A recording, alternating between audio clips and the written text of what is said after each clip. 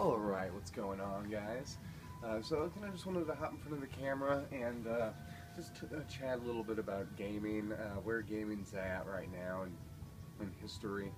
I've had a lot of time to think about gaming. I just got done with a small 5-day summer vacation, and most of that was spent in the game room doing projects. I've got the last 8 stacks here, 200 sleeves that I need for my collection, and I've only got 4 columns left, so about 100 or so games left. And of course I will have several of these extra. I bought a total of 800 just to cover any duplicates or anything I had, even though the full collection's right around 776 or so, which, you know, I'll probably have like 760 something of those. I've also been reading a lot.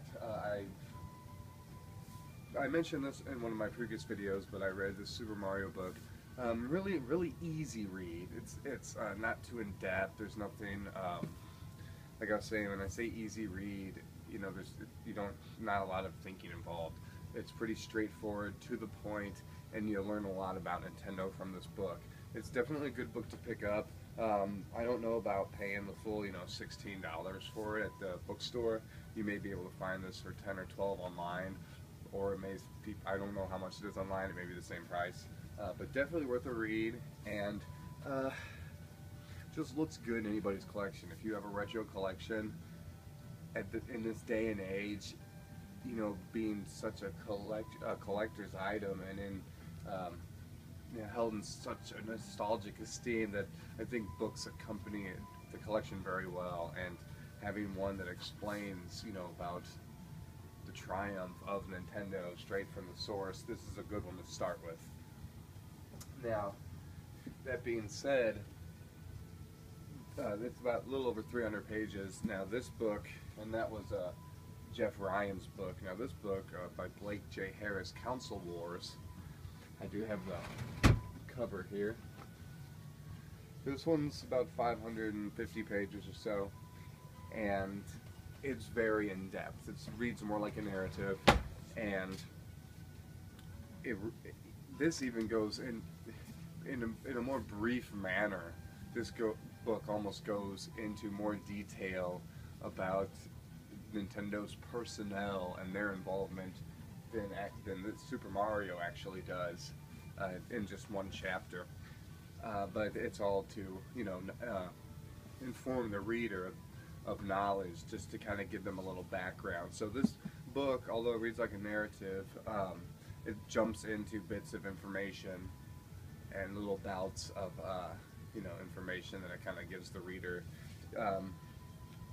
Even if you do know about it, it's so factual, you learn stuff. Like, I never knew that Al Stone was the man who went to Europe to start the European NES and PAL projects. You know, I knew about his involvement here with Ron Judy, but I didn't know that he was actually the one who went to Germany, went to Europe, and started Nintendo up there. So, and that wasn't mentioned in Super Mario at all, but it was in this book. So they're definitely, you're learning stuff from both all over. I would imagine that this book is the same price on eBay. It's pretty new, and it was even, you know, center column at Barnes & Noble. And this one is about 28 bucks, 29 bucks. But definitely worth a pickup. Console Wars. Alright, but, you know, so reading those books, you know, here we are 30 years later. These companies started in 80. Nintendo started in 1980, you know, and 81, so most of us grew up our whole lives with these companies.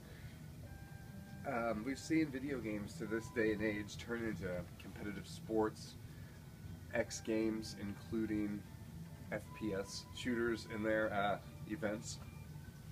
I agree with that. I think that's just as much as anything as archery or firing a gun is. You're using your eye-hand coordination. We're in a new era. It's very much a presence in our world, the ability to do things like this. As much as shooting a gun is to the army or to the military or to your service in a war.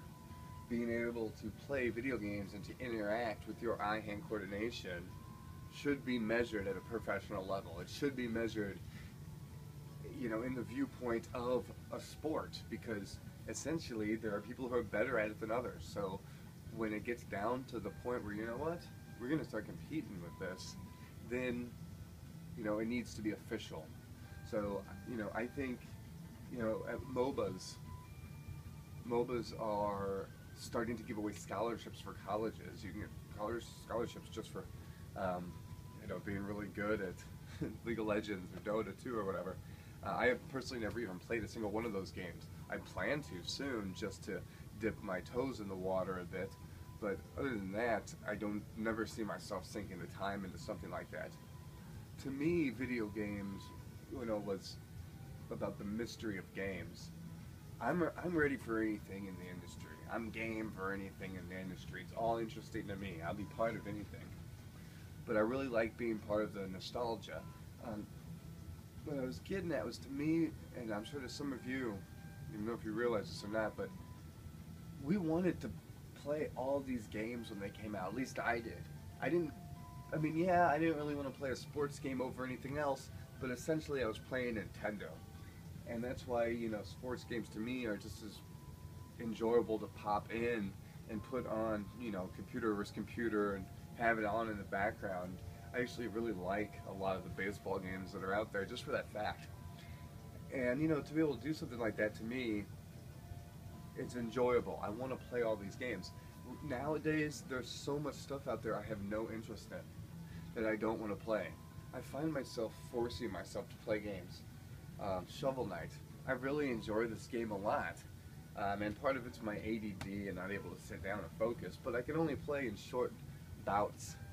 I really actually was able to indulge in Dark Souls 2 and just focus on that game for a good while, but it's uncommon when I'm able to get into a game like that, and those games are far and few between these days. Whereas in the 90s, and like I said before, maybe part of it's me too, but in the 90s, I wanted to play everything. I wanted to play all the games I saw at Blockbusters when I went to rent them. I would have 8 games in my hand while I'm still choosing them, and then slowly whittling down to the one I was going to play, or the 2 that I was going to play that weekend. And I just don't have that feeling anymore, with new games. There's games out there, but I mean, right now, off the top of my hand, the only game I'm looking forward to is Bloodborne. There might be some Nintendo stuff. I'm not really looking forward to any Nintendo games. I'm looking forward to Nintendo Amiibos, but that's from a collector's standpoint. So right now, Nintendo is making money off me because I'm nostalgic, because I care about them as a company, and they've always been really good to their collectors. Let me change up this. So, to me, that's why I kind of still, I still buy things. I'll buy all Nintendo's, magazines when they were coming out, all their special stuff, because a lot of it is collectible. It was collectible. So, I mean, I'm a gamer. I love to game, but I definitely would say I'm a nostalgic gamer. And as gaming gets involved, we're gonna start seeing schools and stuff, and just for gaming. And there's gonna be history lessons on gaming, just like you take art classes and learn about artists, or music lessons and learn about past musicians. So I see myself definitely teaching Nintendo or retro video game classes one day, whatever we call them, because it's going to be, it's definitely a part of history, and for all of those of us out there who are collecting this, you just stick to it, whether